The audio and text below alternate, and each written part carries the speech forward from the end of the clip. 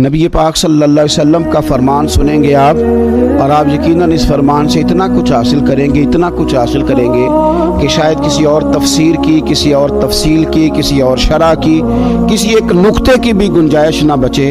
سرور کائنات صلی اللہ علیہ وسلم نے فرمایا، میں جس کام میں تمہیں آزادی دوں نا، مجھے چھوڑے رکھا کرو، کیونکہ تم سے پہلے لوگ اپنے نبیوں سے زیادہ سوالات کرنے اور زیادہ جھگڑنے کی وجہ سے ہلاک ہو گئے تھے۔ وہ زیادہ سوالات کرتے تھے، انبیاء سے جھگڑا کرتے تھے، بحث مباحثہ کرتے تھے، وہ ہلاک کر دیے گئے۔ فرمایا میں تمہیں جس کام سے منع کر دوں، حضور فرماتے اس کام کو چھوڑ دیا کرو، اور جس کام کے کرنے کا حکم دوں جہاں تک ہو سکے بجا لایا کرو۔ لیکن بحث مباحثہ اور فضول سوالات، بعض لوگ ایسے ہوتے ہیں کہ جن سے آپ توقع ہی نہیں کر سکتے کہ وہ کوئی صحیح سوال کریں گے، کوئی صحیح بحث چھیڑیں گے، وہ کوئی تربیت کا، اصلاح کا، خیر کا کام کریں گے، وہ کوئی نہ کوئی الجھاؤ پیدا کر کے خبروں میں رہنا چاہتے ہیں، وہ کوئی نہ کوئی ایسا سوال چھیڑنا چاہتے ہیں کہ جس کے بارے میں ان کا خیال ہوتا ہے جی میرے سوال کا جواب نہیں جی کسی کو آیا، وہ ایک آدھ پہیلی یاد کر لیتے ہیں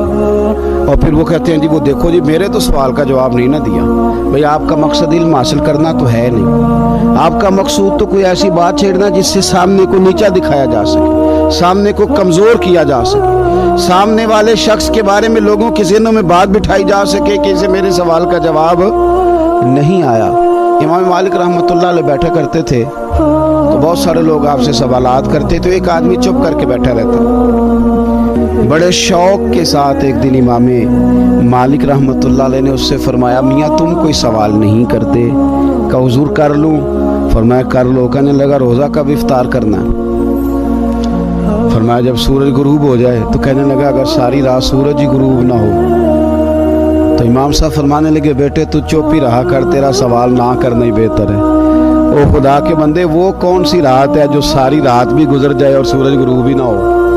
کہتا ہے اگر ساری رات سورج ہی غروب نہ ہو، وہ کون سی رات ہوئی جس میں رات ساری گزر گئی اور سورج ابھی غروب نہیں ہوا؟ تو یہ کیسا بے معنی اور فضول سوال تم نے چھیڑ دیا۔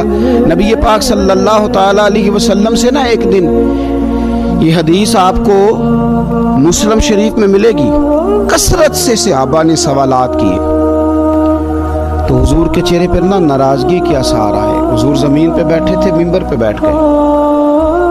مجھے بتائیے حضور سے زیادہ کون ہے جو لوگوں کو علم دے گا؟ اس سے بڑا خزانہ کائنات میں کہیں ہے؟ وَعَلَّمَكَ مَا لَمْ تَكُنْ تَعْلَمْ۔